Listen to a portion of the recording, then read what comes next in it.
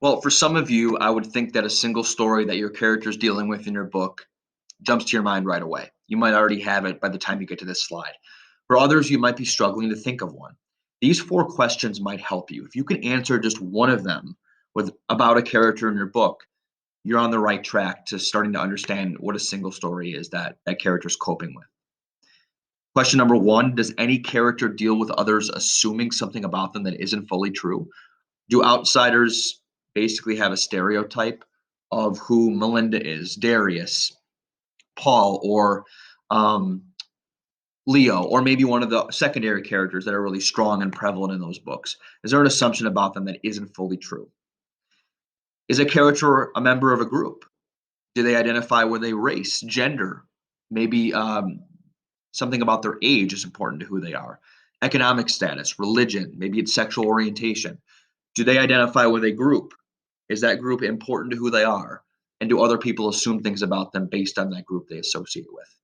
Three, does your protagonist deal with closed minded people? Are there antagonists? Are there threshold guardians or shadows or really bigoted, difficult people in these books? And how does he or she react to them? That is a way that your character is coping with or dealing with or trying to overcome their single story, especially if they stand up to those people. And then lastly, is there only one part of his or her identity that people notice? For example, in Speak, Melinda is a very sheltered character. She's very reserved. She keeps to herself. She's dealing with a lot, even I would say bordering on depression. There's a good reason why in the book too. So is there only one part of this identity of Melinda, for example, that people know because she's so sheltered, she doesn't put herself out there, that comes to be what people assume of her, comes to be what people define her as completely and totally without any nuance.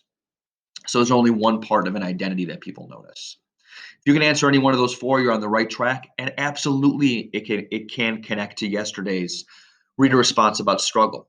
If the struggle is also the single story in your book, you think those two things might overlap, that's fine. You can definitely post about it on the discussion board. Just make sure it's a different post than last week.